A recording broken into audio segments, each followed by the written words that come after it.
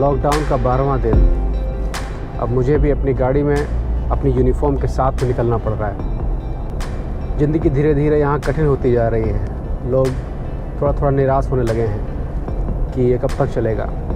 कल 31 मार्च यहाँ के इतिहास का द्वितीय विश्व युद्ध के बाद सबसे काला दिन रहा। हालांकि उसमें अच्छी खबर भी थी और ख़राब खबर भी थी।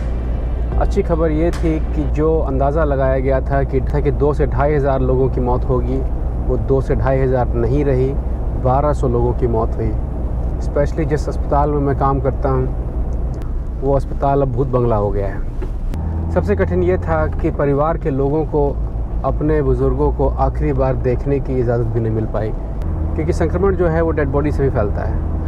ये भी बहुत आफत है। अब खाली मास्क से काम नहीं चलता है। मास्क के आगे एक प्लास्टिक की स्क्रीन लगती है, क्योंकि खांसने थूकने से वायरस उछल के आ सकता है। जितने भी कोरोना के मरीज़ कहीं पाए जाते हैं तो उनको पूरा प्लास्टिक से कवर करके लाया जाता है। उनकी चारों तरफ एक छोटा सा टेंट बना लिया जाता है, उसके अंदर ऑक्सीजन जोड़ दी जाती है कि वो अंदर ही अपना सांस लें और बाहर ना फैलाएं। क्योंकि जो कोरोना का मरीज़ होता है, जो संक्रमित हुआ है फेफड़े के अंदर, ये वाला नहीं, वो अपनी सांस के साथ में वायरसेस भी बाहर निकाल रहा होता है। तो उससे बचने के लिए जब मरीज़ घर से निकाल कर एम्बुलेंस में रख के अस्पताल लाया जाता है तो इस प्लास्टिक के टेंट में उसको लपेटा जाता है और फिर एम्बुलेंस में रख के बाहर लाया जाता है। इसके अलावा ये भारत के लिए भी थोड़ा सा गंभीर विषय है कि संक्रमण जो है, जो वायरस जो है, उसने अपने आप को परिवर्तित कर लिया है और अब वो सिर्फ बच्चों और बूढ़ों में नहीं, नौजवानों में भी होने लगा है।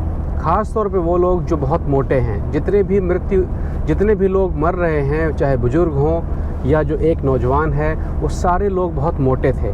मोटे इन द सेंस कि जो दौड़ भाग करने में जिनकी सांस बहुत जल्दी फूलती थी, वो लोग, उन्हें कोई बीमारियां नहीं थी मोटापे के अलावा। इस प्रोग्राम के आखिरी में एक लिस्ट डाल दूंगा जिसमें कि लंबाई के आधार पर मोटापा क्या है। जो यहाँ पर कोरोना के इफ़ेक्ट मोटे लोग हैं वो इस श्रेणी में आते थे। तो अगर आप लोग ये लिस्ट जानना चाहें तो प्रोग्राम के आखिरी में मैंने लिस्ट डाल दी है। मेरा अस्पताल जहाँ पर मैं काम करता हूँ वो भी एक भूत बंगला बन चुका है। यहाँ पर परसों 216 लोगों की मौत हुई है।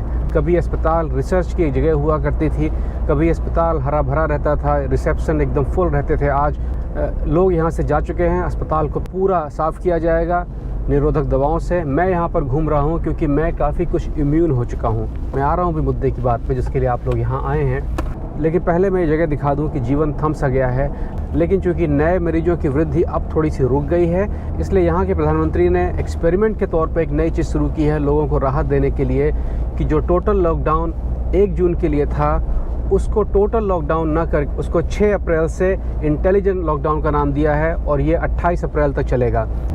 खैर, आते हैं मुद्दे की बात पे। हम कल घर आ गए हैं और मैं बिल्कुल ठीक हूँ फ़िलहाल। 5 दिन मुझे किसी से बात करने की इजाज़त नहीं थी, कोई इन्फॉर्मेशन बाहर देने की इजाज़त नहीं थी। सारे टेस्ट वगैरह कंप्लीट हो गए हैं और एक यहाँ पर पैड लगा दिया गया है जो कि मेरे टेलीफोन और मेरी संस्था के जो सिस्टम है उसमें सारी डिटेल देता रहता है कि मेरे अंदर चल रहा संक्रमण किस लेवल पर है। मैं आपको दिखाता हूँ वो कहाँ पर है वो पैड।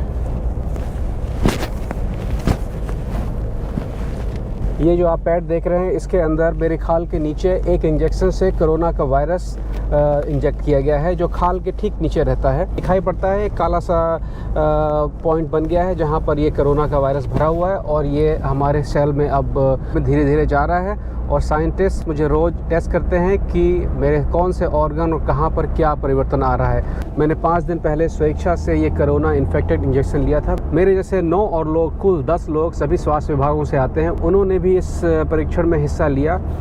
मैंने जानबूझ के अपना नाम इसलिए भी दिया था कि इस परीक्षण में, जो कि 9 देशों में हो रहा है यूरोप के, कोई भी भारतीय शामिल नहीं था। एक भारतीय डॉक्टर हैं लेकिन वो रिसर्च में हैं, उन्होंने अपने शरीर पर परीक्षण नहीं लिया है।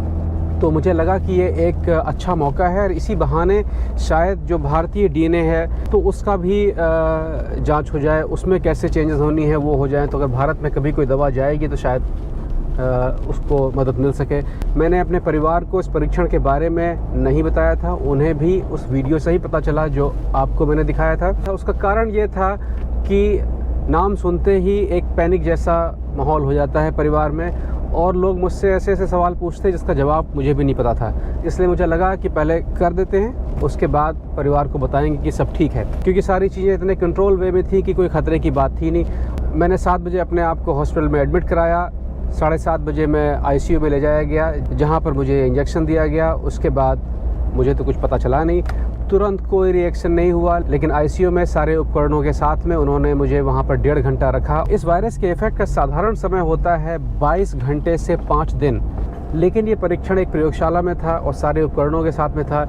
तो वैज्ञानिकों ने इस वायरस को जो मेरे अंदर डाला, ये कोरोना ही था, लेकिन थोड़ा सा हल्का कोरोना, जिससे कि मेरा शरीर लड़ सके, और बाकी सपोर्ट इधर का। उन्हें यही देखना था कि जब छोटा कोरोना का वायरस शरीर के अंदर जाता है तो कौन सी चीज़ें लड़ती हैं, फिर उसी का वो टीका बनेगा। तो ये ज़्यादातर 22 घंटे से 3 दिन के अंदर अपना इफेक्ट दिखाता है, लेकिन चूँकि मैं कंट्रोल वातावरण में था तो उम्मीद थी कि 5 घंटे में अपना असर दिखाएगा, जिसने 3 घंटे के अंदर अपना असर दिखाना शुरू किया। असर पहला ये था कि मेरी सूंघने और स्वाद की शक्ति लगभग समाप्त हो गई थी। आप मुझे कुछ भी खिला दें, कुछ भी सुखा दें, मुझे कोई फ़र्क नहीं पड़ रहा था। ये एक बेसिक चेंजेस मुझ में आया था, किसी और में और भी आए थे, लेकिन ये एक बड़ा विजुअल चेंज था कि मेरी सूंघने और स्वाद की क्षमता समाप्त हो गई थी, जो 3 दिन समाप्त रही। चौथे दिन फिर धीरे धीरे वापस आई, अब बिल्कुल सब सही है। इसके अलावा मुझे कुछ महसूस नहीं हुआ, लेकिन मुझे ये सूचना दी गई है कि मेरे 5 से 12 दिन के अंदर लगभग 2 से 2.5 किलो वज़न मेरा कम होगा। 2 दिन के बाद मेरा फाइनल टेस्ट होगा, जिससे ये पता चलेगा कि मेरा शरीर किस तरह से उस वायरस से लड़ रहा है जो मेरे शरीर के अंदर है। वायरस मेरे फेफड़ों में नहीं गया है, क्योंकि वो यहाँ पर है, इसलिए मुझे जुकाम की कोई समस्या नहीं है। मेरा शरीर इस्तेमाल किया गया सिर्फ इस टेस्ट करने के लिए कि जब वायरस फेफड़ों से निकलकर बाकी शरीर में पहुंचता है तो क्या इफ़ेक्ट डालता है। तो ये था फ़िलहाल रफ़ टेस्ट। बहुत सारी और डिटेल्स थी जिन्हें मैं शेयर नहीं कर सकता हूं, क्योंकि ये फ़िलहाल अभी गुप्त हैं, जो समय समय पर मैं आपको बताऊंगा जैसे जैसे मैं अनुबंध से बाहर होता चला जाऊँगा। एक बहुत ज़रूरी चीज़, इस समय बहुत एक अफवाह चल रही है भारत में कि जैसे जैसे गर्मी आएगी ये कोरोना मर जाएगा। यार, आप लोग किसी अफवाह में ना रहें। कोरोना जीवित है ही नहीं तो मरेगा क्या। कोरोना एक वायरस है जो आपके शरीर के गणित को ख़राब कर देता है। वायरस आपके शरीर का गणित बिगाड़ देता है और कुछ ऐसी चीज़ें पैदा करना शुरू कर देता है जिसकी उतनी ज़रूरत नहीं है, या ज़रूरत है लेकिन उतनी ज़्यादा मात्रा की ज़रूरत नहीं है। बस इसके अलावा कुछ नहीं है। वायरस कितना छोटा होता है ये मैं पहले बता चुका हूँ आपको।